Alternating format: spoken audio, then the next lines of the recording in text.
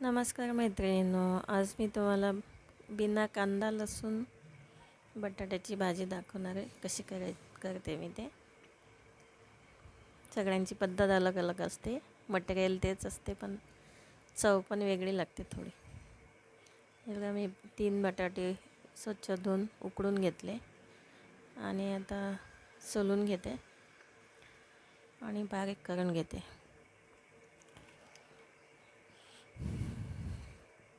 आपल्याला साहित्य लागणार आहे: अर्धा टोमॅटो, 3 मिरच्या, हिरव्या मिरच्या, कढीपत्ता, आलं आणि हळद आणि लाल मसाला, म्हणजे तिखट आणि मसाला सोबतच दळलेला आहे, ते एकत्रच आहे ते. आणि थोडंसं खोबरं टाकणार आहे मी खिसून, बारीक किसणीनं. आपल्याला वाटलं थोडंसं कुटूनही टाकलं तरी चालेल. काही काही ठिकाणी कुटून टाकतात, मोठे मोठे भंडारे करतात, त्यामध्ये असे नारळाचे वाट्याच्या वाट्या कुटून टाकतात. ते किसत नाहीत, दळत पण नाही. हे बघा, मी असे का टोमॅटो कापून घेतलं. देवासाठी खूप म्हणजे सात्विक भाजी जी म्हणतात ना, ती अशीच बनवतात, बिना कांदा लसूणची. पण खायला काहीच कमी नाही वाटत या भाजीमध्ये, कांदा लसूण नसतानासुद्धा एकदम चांगली लागते चवीला. हे बघा, मी थोडीशी हळद आणि तिखट काढून घेते, म्हणजे वेळेवर धांदल होत नाही.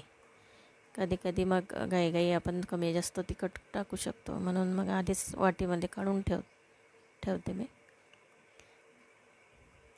आता कढई ठेवते आणि फोडणी घालूया. हे बघा, का कडक तेल तापलं आहे. हे शेंगदाणा तेल वापरते मी. मोहरी टाकली, जिरे पण टाकले. आता चांगलं तडतडू द्यायचं. कढीपत्ता पण होऊ द्यायचं चांगलं, आणि आलं किसून टाकायचं.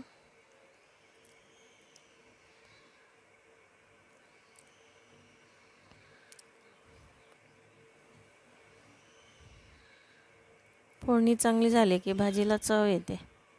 त्यासाठी तेल कडक व्हायला पाहिजे आधी. जिरे मोहरी चांगलं तळतळायला पाहिजे, कढीपत्ता, आणि बाकीचं स्लोमध्ये मग होऊ शकते.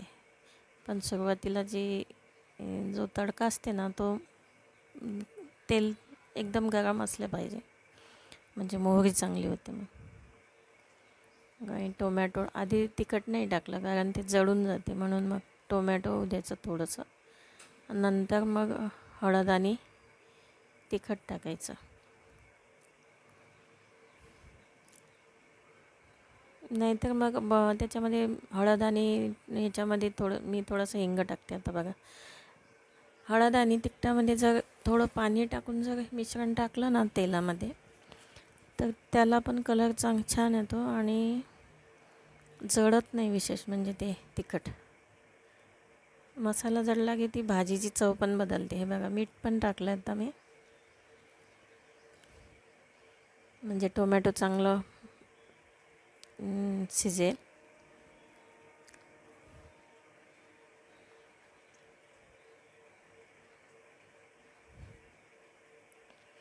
कोथिंबीर पण टाकली, आणि अर्धी कोथिंबीर नंतर टाकणार आहे मी.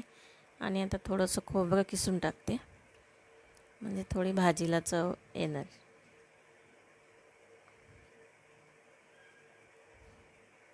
आपल्याला वाटलं टाकू शकतो आपण, नाही तर की स्किप पण करू शकतो. आणि आता तिखट आणि हळद टाकते.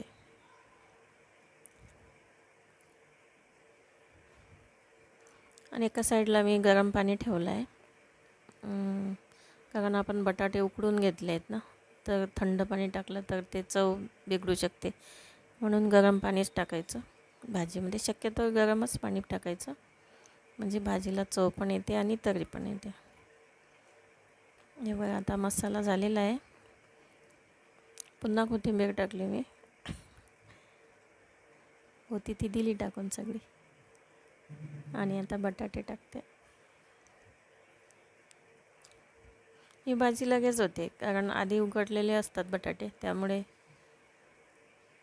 लवकर होते. आणि हे सुकी भाजी पण छान लागते खायला.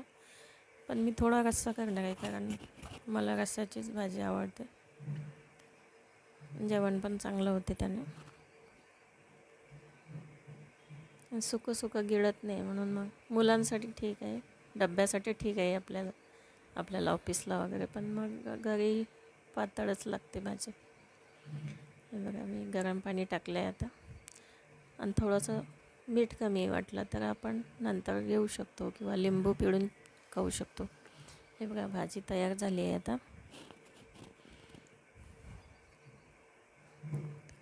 तर रेसिपी कशी वाटली मला नक्की सांगा. तुम्ही कोणत्या पद्धतीने बनवता ती पण सांगा, आणि आवडल्यास लाईक करा, शेअर करा, सबस्क्राईब करा, लाईक करा. थँक्यू.